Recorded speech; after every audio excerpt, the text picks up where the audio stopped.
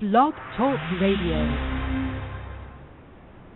Hello, world. Welcome once again to Tuesday Talk with Key West Lou. I am your host, Louis Patrone. We got a hell of a show tonight, folks. Some of it's going to shock you. Some of it's going to surprise you. Some great stuff happening this past week came to my attention, and I want to share it with you. If you wish to call in, the number's on the screen, 646-478-5731. I repeat, 646-478-5731. Happy to hear from you. Agree with me, disagree with me, say anything you like. Okay, here we go. We are going to start with Black Jesus. You heard me. I intend no disrespect. I am Catholic. I am starting, though, with Black Jesus. Why Black Jesus? Because, my friends, come this Thursday night, there's a new television show. You heard me, a new television show titled Black Jesus. The show is going to appear on a channel called, it's a cable network channel, I've never heard of this channel, Adult Swim. It shares channel space with another operation called Cartoon Network. Both of these operations are owned by Turner Broadcasting, which is part of Time Warner. The significance, forget that we're getting into a sensitive area perhaps with Black Jesus, is that this show will be available to 98 million, you heard me, 98 million paid TV households in the United States. Big. All right, now what is this? Well, Jesus is Jesus.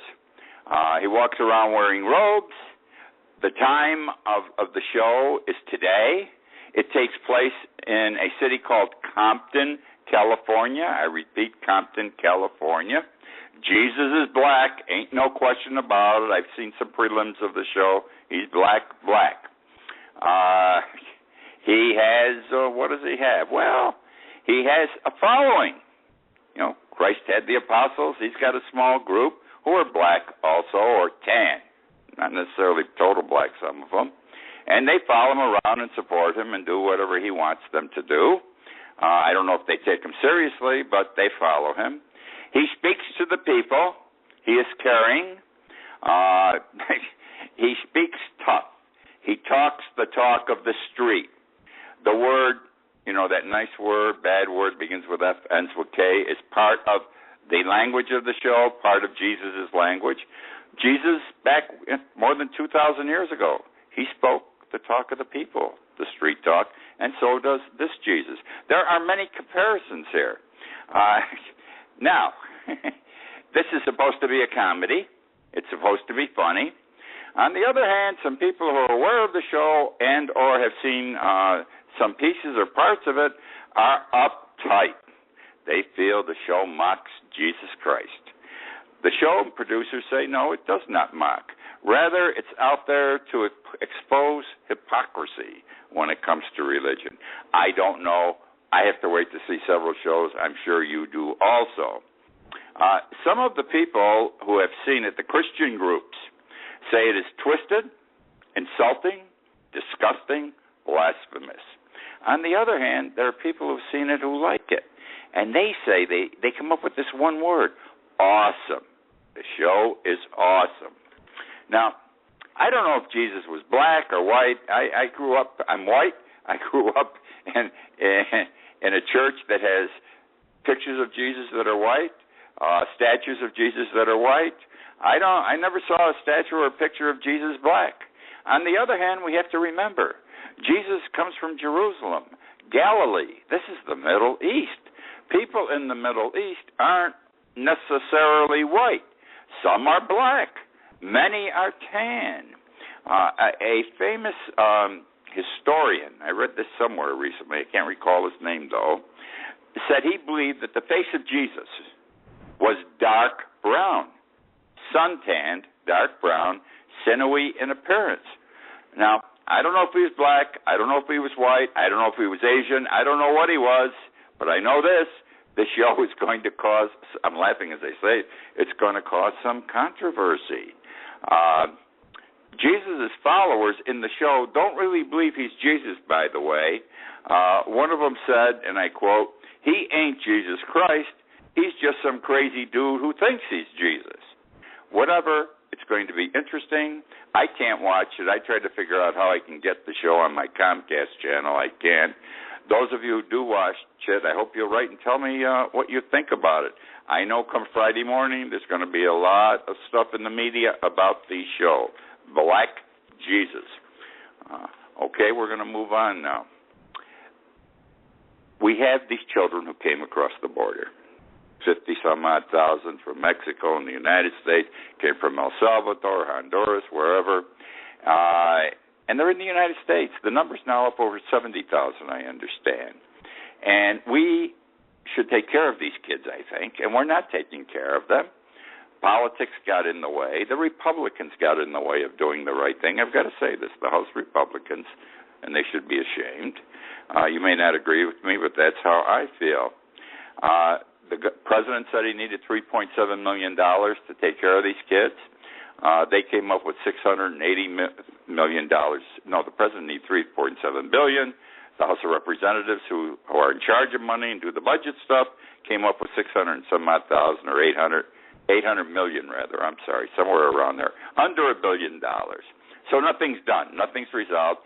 And the House of Representatives on Friday went home on vacation. They have a 5-week vacation ahead of them, and these kids still aren't taken care of. And I'm sure you've seen pictures now, because the Internet is carrying these every day of where and how these children are being treated. They're not being beaten. They're not being abused directly, but there's indirect abuse. They're living behind chain link fences, behind barbed wire. They sleep on bathroom floors, shower floors.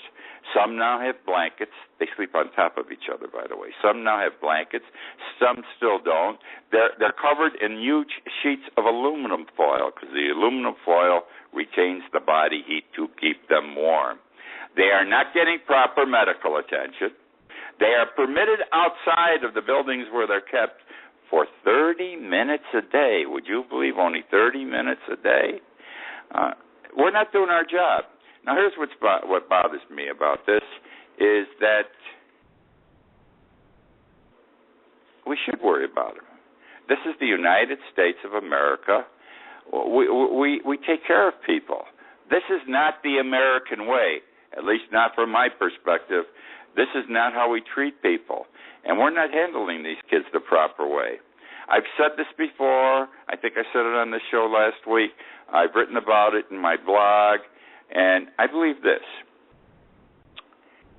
Those who vote against these children fail to give enough money for these children, fail to take care of them. Why they're here is immaterial. They are here. They are now our responsibility. They've been dumped in our lap.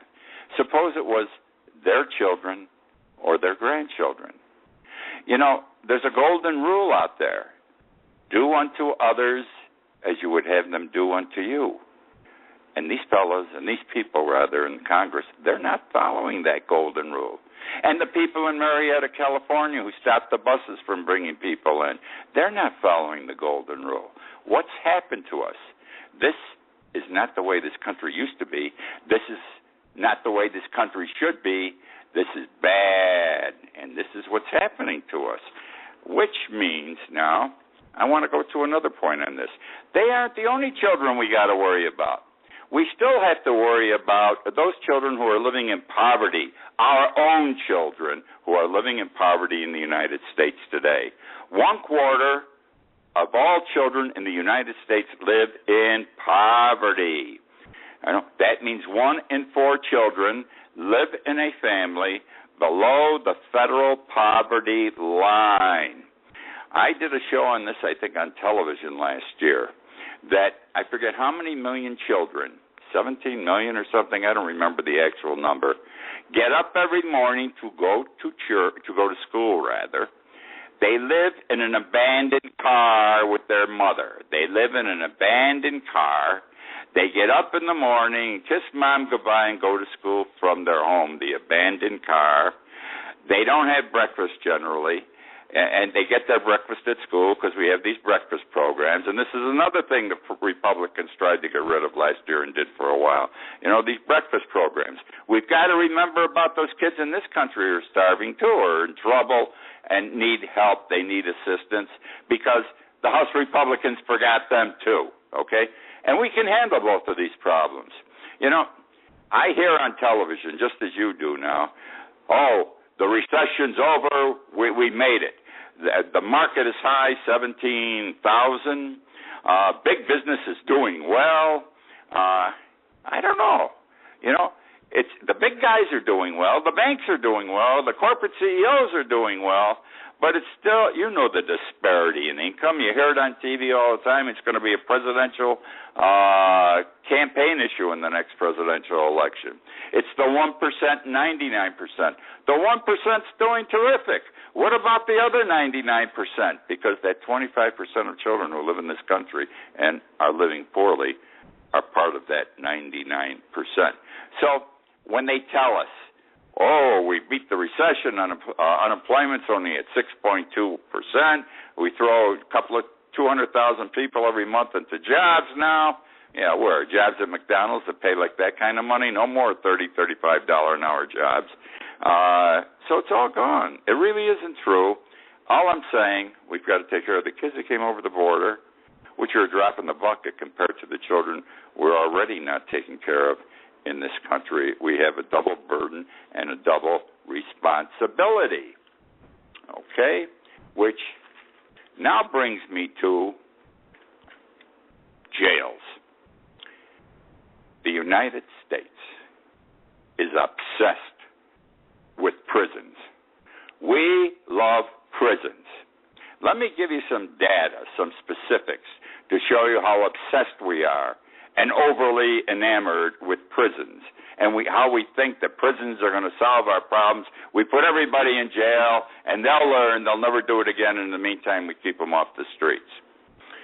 To keep a prisoner in jail for 1 year in a federal prison, this is taxpayer dollars now, it costs $78,000. Now, give you a little sideshow here. If that prisoner's in Guantanamo, we got these guys in Guantanamo, we shouldn't even have a Guantanamo, just like the children coming over the border that we're not properly taken care of. Another stigma, another shame for our country is Guantanamo. It costs $2.8 million per prisoner. Would you believe it? $2.8 million per prisoner to keep them in Guantanamo. Those people can be thrown in federal prisons across the United States, and we can take care of them for $78,000. This is ridiculous. Anyhow, some more statistics. The United States has more people in prison than any other nation in the world. And the funny part is, while we're in love with prisons and we think it's solving our crime problem, violent crimes last year were up 15% in the United States. We got all these people in prison, but violent crimes were up 15% last year. Jails are not working. Remember Eisenhower when he was leaving office, he said, beware of the military-industrial complex? Well, what we have today is a prison-industrial complex, a prison-industrial complex that is costing taxpayers, you and me, $60 billion a year. Let me give you some numbers. We have 2.4 million people in jail today. Since 1980, the number of people in jail in the United States has quadrupled, all right? In the United States, we have 4 times as many prisoners as Great Britain does, and 6 times as many prisoners as Canada. Isn't that wonderful? We cycle through the jail, in and out, every year, 12,000 people. The United States has the highest prison population in the world. This is funny, 1 out of 4 in jail in the world, well, let me put it this way, these numbers, you can get screwy on them. The United States has 5% of the world's population, but it has 25% of the jailed people in the world. We have 5% of the world's population, but we have 25% of the jailed population of the world. This is interesting, too. 41% of all Americans are arrested by age 23. 41% of all Americans are arrested by age 23. We have youth prisons now. Jails that kids go to up to 18 or 21. We've always had them. They're juvenile facilities. Well, they're too much for a county or a state to handle now, so they privatize them.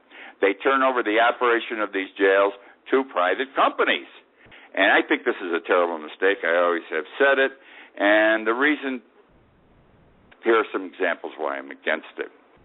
These private companies require a contract, and they have to have a guaranteed number of beds that are going to be filled every day.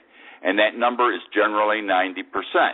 If the population of the juvenile jail falls below 90%, they're guaranteed 90%, and so the taxpayers pay the difference.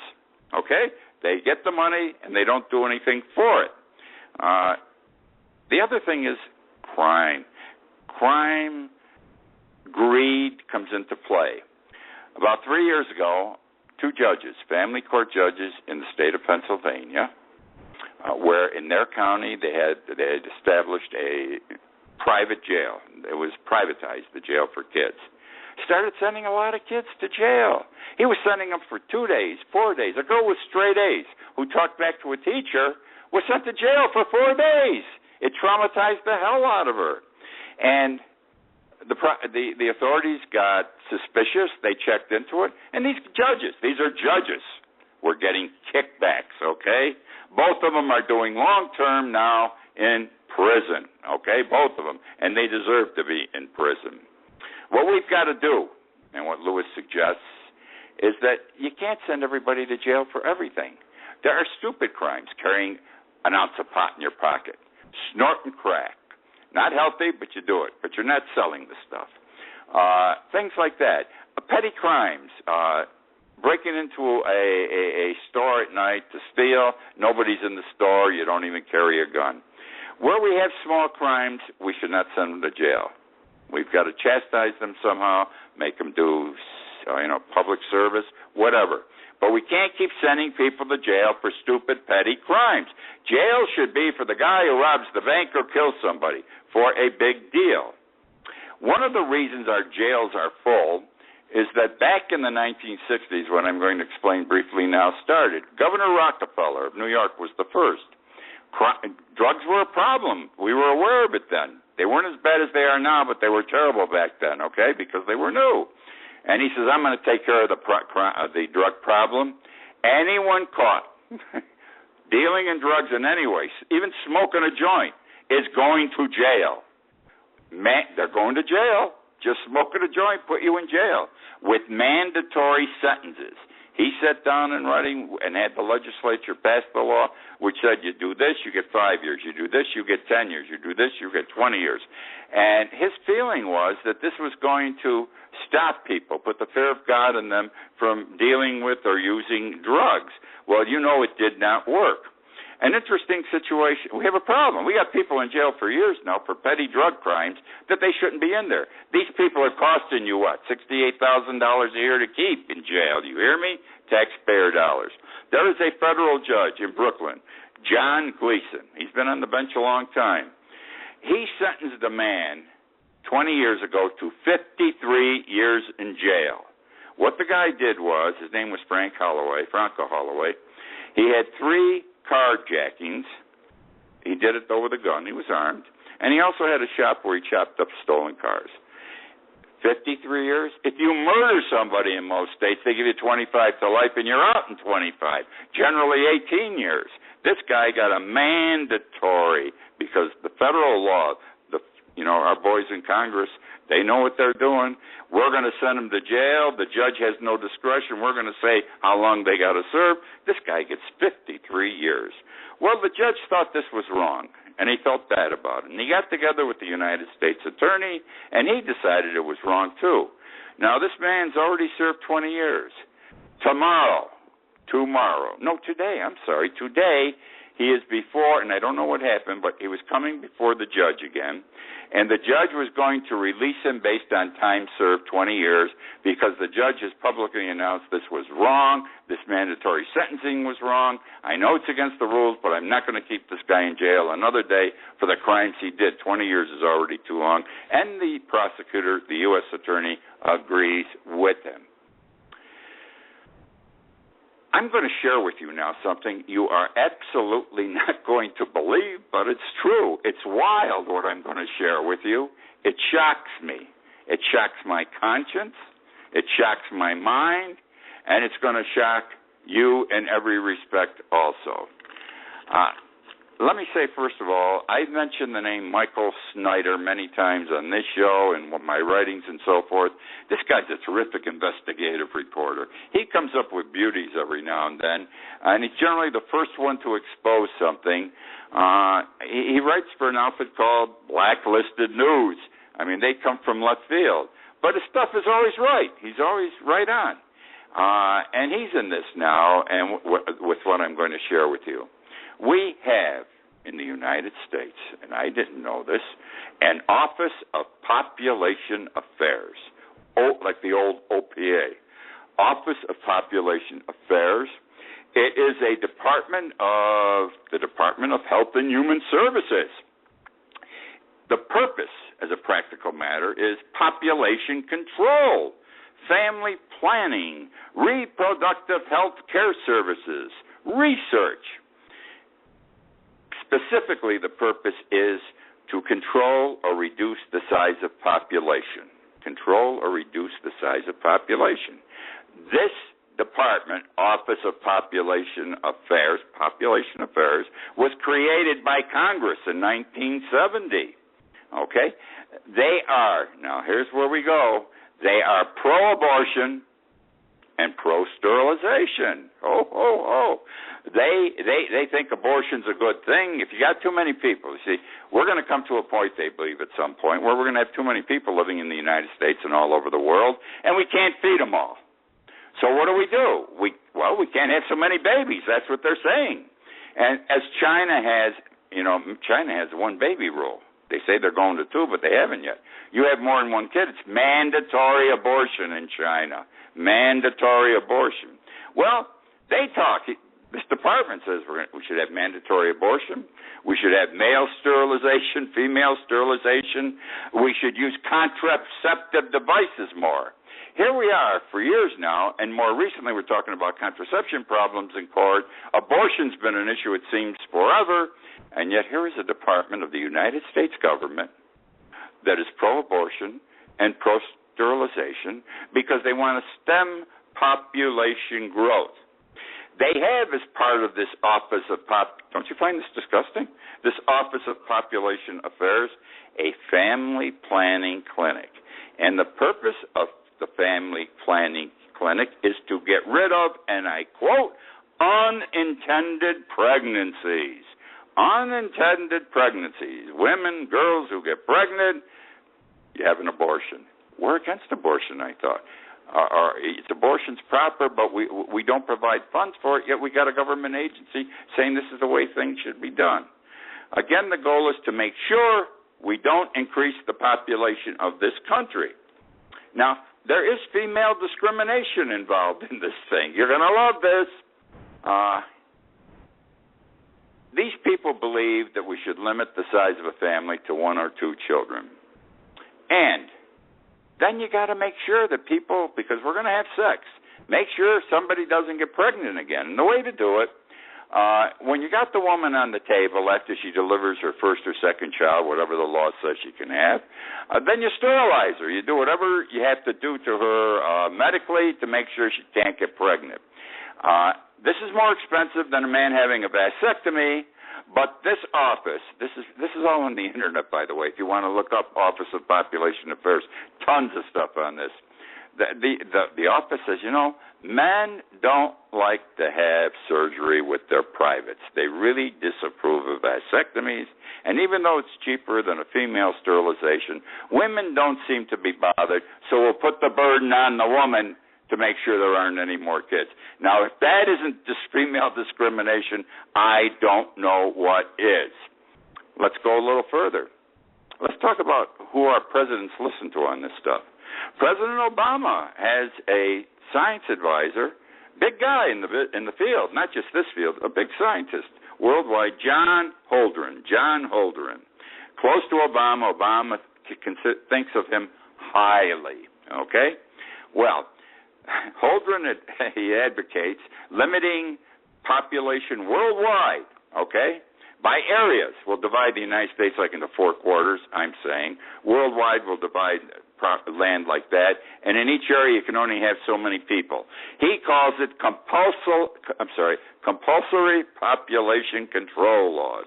Compulsory population, and this includes abortion, he says, because he says abortion can be constitutional and will be sustained by the courts if overpopulation becomes so great and so severe that it endangers society.